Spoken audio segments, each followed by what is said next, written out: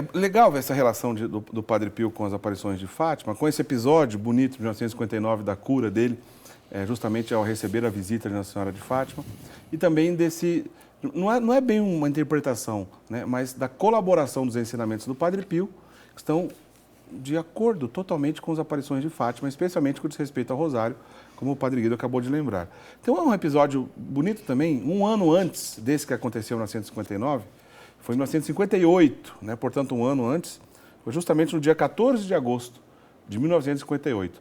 Na preparação para a vigília da festa, 14 de agosto, no dia seguinte é uma festa mariana, no dia 15 de agosto, que é justamente a festa da Assunção. Assunção de Nossa Senhora ao céu. Então lá onde vivia o padre Pio, estava o guardião da casa, porque entre os franciscanos o superior se chama guardião, né? E o guardião da casa foi buscar uma palavra com o Padre Pio, que estava no seu quarto rezando o terço, rezando o rosário, estava lá rezando, foi buscar uma palavra, falou, olha, vamos até o Padre Pio para ele nos dar uma palavra de inspiração para a missa de amanhã, para a celebração do dia 15 de agosto, que é justamente o dia da Assunção de Nossa Senhora. E aí pediram para o Padre Pio alguma palavra, algum ensinamento sobre Nossa Senhora. O Padre Pio começou a ficar tão emocionado, começou a soluçar e depois a chorar aos prantos e não conseguia nem falar. E depois, com muita dificuldade, ele repetia, graças a Deus temos o italiano aqui para traduzir, ele repetia, La Madonna, La Madonna, La Madonna, que significa... Nossa Senhora, né? Mãe de Deus.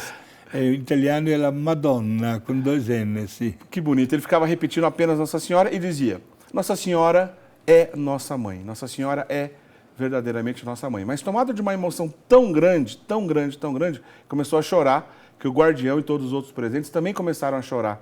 E sentiram um amor tão profundo de Nossa Senhora, mas tão profundo, que eles pensaram até que iam morrer, de tão profundo que foi esse amor. E disseram justamente, olha, nos deu uma grande vontade de morrer para que a gente possa ver Nossa Senhora. A frase mesmo do guardião, ele diz o seguinte, né? Ele nos deu, a gente foi até o Padre Pio pedir um pequeno ensinamento a Nossa Senhora, porém, ele nos deu um amor tão forte, relacionado a Nossa Senhora, que deu vontade de ir para o céu agora, de ver Nossa Senhora agora. Que coisa bonita, né? Ele não precisou ensinar, ele apenas amou e demonstrou o amor dele à Virgem Maria e todos foram contagiados. E olha, diácono, ele conseguia mesmo contagiar os seus penitentes quando se tratava de mostrar o amor para com Nossa Senhora.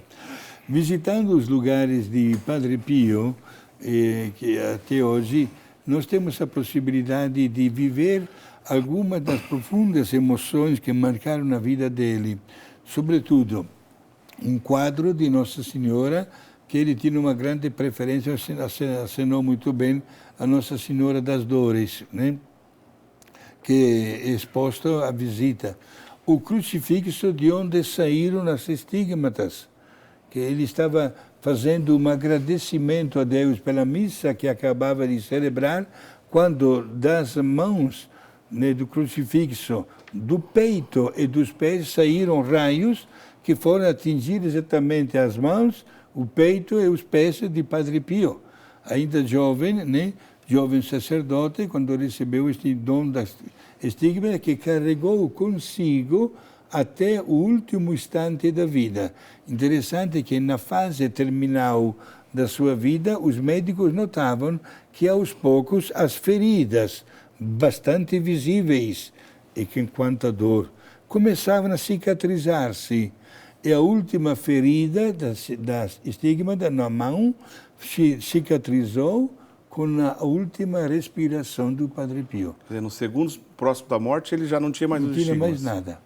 Hoje dá de ver o seu corpo dele, que não aparece nenhum sinal das estigmas, né?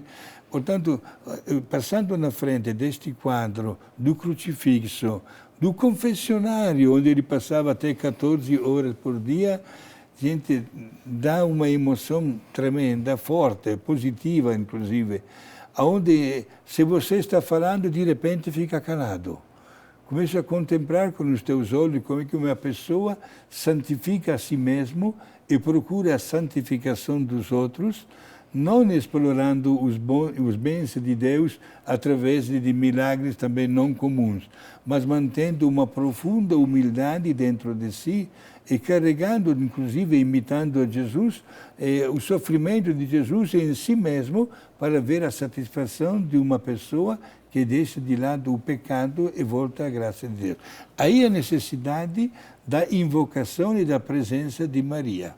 Muito bonito. Eu disse há poucos instantes, é um hábito de vida que todos nós podemos ter. Eu tenho por hábito, eu não deito à noite se não termino pelo menos um terço. Na verdade, quase nunca me acontece, porque já de manhã tenho este hábito de rezar. Mas como o nosso corpo sente a necessidade de um alimento para se sustentar, o verdadeiro cristão sente a necessidade deste alimento espiritual, que é exatamente a presença de Maria, procurando imitá-la e oferecendo como um ato de amor tudo o que nós fazemos. Ô, Padre Guido, me parece que o Padre Pio escreveu alguns pensamentos, 15 pensamentos ou catequeses relacionados a Nossa Senhora. O senhor podia fazer um resumo para a gente? Sim, exato. São pensamentos sobre a necessidade de ter Maria como nossa mãe, né? Porque Padre Pio considerava como parâmetro, ponto de referência da sua vida religiosa, as virtudes na vida praticada por Nossa Senhora. Alguns pensamentos, por exemplo, a respeito da devoção. O terço é a arma de defesa e de salvação doada para lutar contra as astutas ciladas do inimigo infernal. Mais uma frase: a misericórdia de Deus será sempre maior que a tua ingratidão. Aí dá de pensar exatamente no canto do Magnífica de Nossa Senhora, verdade. Né? Isto é que Deus escolhe as pessoas até mais fracas para confundir os mais poderosos. E olha, a reza do terço como uma verdadeira defesa. Alguém diz, padre, mas eu não consigo encontrar aqueles 10, 15 minutos de continuado. Não tem problema, pode rezar 10 minutos, uma dezena de Ave Maria, depois daqui um pouco tem mais uma oportunidade, reza mais um. Olha que vai conseguir. Vai conseguir, gente, não porque estou com quase 50 anos de sacerdócio, não me sinto professor nem mestre, mas tenho a prática da vida. Mas o senhor é mestre, sim, Padre Guido. O senhor é nosso mestre aqui no programa Eclésia, o senhor é, sim. Obrigado, me sinto um instrumento nas mãos de Deus e, gente, vale a pena pegarmos sempre a Nossa Senhora. É ela que nos ajuda a enfrentar e a perseverar no caminho que todos nós abraçamos.